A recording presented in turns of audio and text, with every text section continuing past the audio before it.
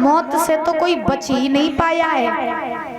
चाहे जितने भी उपाय कर लो बचने के लिए, लेकिन मौत से कोई बच नहीं पाता है। तो कंस ने बताओ देवकी के कितने बालकों को मार दिया?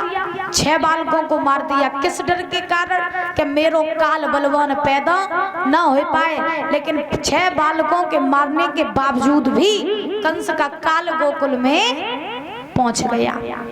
तो मृत्यु जो होती है ना, जिस विध से आती है, जिस विध से मृत्यु लिख दी जाती है, वो वैसे ही आती है। ध्यान रखना, मृत्यु से बचने के कितने भी उपाय कर लो, लेकिन मृत्यु आपको छोड़ेगी नहीं। बंद कमरे में भी बंद हो जाओ, निकलो नहीं, लेकिन वहां पर भी मृत्यु आपको नहीं छोड़ेगी। ध्यान रखना। तो कंस को पता चला कि उसे मारने वाला गोकुल में जन्म ले चुका है। तो कंस ने पूतना राक्षसी को भेजा। तो भगवान ने पूतना राक्षसी का वध किया। जब वध किया तो ऐसे महाराज भगवान ने एक नहीं अनेकों राक्षसों का वध किया। उसके बाद में भगवान ने रह करके अनेकों लीलाएं की। आजकल के मानवों की सबसे बड़ी गलती क्या है? आजकल के लोगों से ये पूछो, जो चोर हो, चोर, परीक्षित महाराज बड़े ध्यान से सुन लेना, चोर होए व चोर से पूछो भैया तुम चोरी काहे करता? तो आजकल के लोग जका तो सो का यो कन्हैयू ने तो मक्खन चुराओ तो सो हम चोरी करते हैं। अब भगवान कन्हैया ने तो छोटी सी अवस्था में पूतना राक्षसी को मार दो। तो तुम में ताकत हो तो तुम चिका एक मार के ही दिखाई दो काऊ को। कर लोगे ऐसा?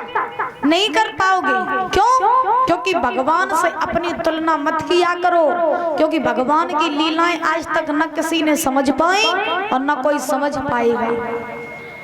अगर कोई लड़का किसी लड़की को लेकर के भाग जाए, बात पूछो भैया तुमने ये सो काहे करो? बोले सो का यो कन्हैयू तो रुक्मिणी को लेके गए थे। अब भगवान कन्हैया ने तो छोटी सी अवस्था में गोवर्धन पर्वत उठाए लो, तो तुम एक पहाड़ ही उठाए के दिखाई दे है? तो भगवान से अपनी तुलना करते हो। आजकल के लोग नशा करें, उनसे पूछो ऐसा क्यों करते हो? तो आजकल के लोग कहते हैं सो का बहु भोले बाबा तो भांग पियते। अब भोले बाबा ने तो विष भी पी लिया था, तुम पी करके दिखा दो तो तुम्हें मान जाए। भगवान से तुलना मत किया करो, क्योंकि भगवान जो कर सकते हैं ना, वो तुम एकड़ के बराबर भी नहीं कर सकते हो। इसलिए बड़ी सावधानी से रहा करो। इधर भगवान कन्हैया ने अनेकों राक्षसों का वध किया। वध करने के बाद में गोकुल में रह करके अनेकों लीलाएं की। तो बाबा नंद जब कंस के उत्पात से परेशान हो गए, तो बाबा नंद ने गोकुल छोड़ दिया। गोकुल छोड़ करके सारे गोकुल वासियों को साथ लेकर के बाबा नंद भगवान सहित वृंदावन में रहने लगे। वृंदावन में रह करके भगवान ने लीलाएं की। सबसे पहली लीला रही माखन चोरी लीला। भगवान कन्हैया ग्वाल वालों के साथ में जाते, गोपियों के घर में घुस जाते, तो भगवान ने महाराज ऐसे लीलाएं की। अब किसी किसी के मन में ये शंका हो जाती है परीक्षित महाराज, कि भगवान कन्हैया जो थे उनके घर में यानी बाबा नंद के घर में तो हजारों गायें थी, फिर भी भगवान कन्हैया को माखन चुराने की क्या जरूरत पड़ गई? जो भगवान माखन चुराने के लिए घर घर जाने लगे हैं, क्या जरूरत पड़ गई? देखिए जरूरत तो कुछ नहीं पड़ी थी, ये भगवान ने केवल अपनी लीला करने के लिए कलाएं दिखाई थी। क्यों?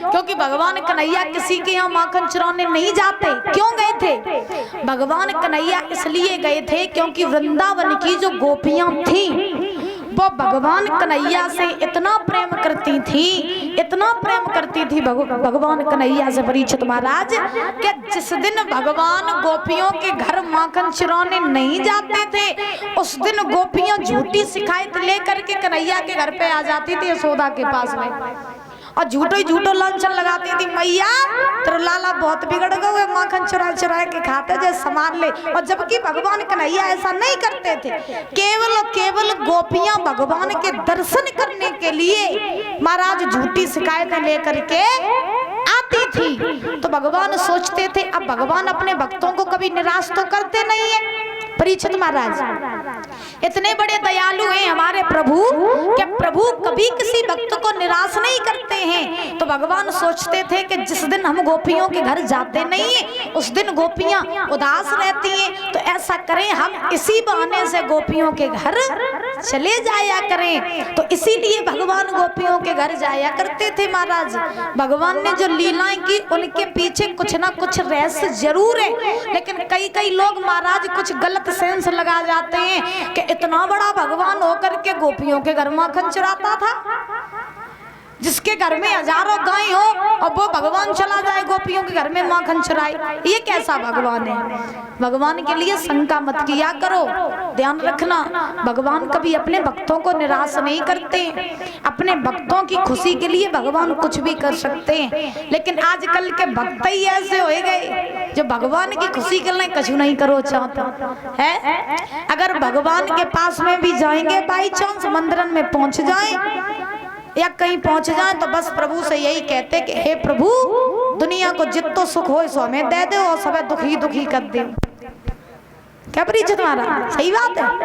आजकल के लोग केवल और केवल भगवान से मांगते हैं प्रभु सब दुनिया को सुख हमें दे दो और सब दुखी कर दो। और आजकल के लोग अपने दुख से दुखी थोड़ी ना है, दूसरे के सुख से दुखी है कि फलाने को कारोबार आगे चल रहा हो तो चल कैसे रहो और हम इतने पीछे कैसे हैं। तो आज कल के लोग ऐसे हैं। बोलिए गोविंद भगवान की। भगवान ने वृंदावन में रह करके अनेक लीलाएं की। एक बार की बात परीक्षित महाराज कि इधर कंस जो है वो अपनी मथुरा नगरी में बैठा हुआ है। जब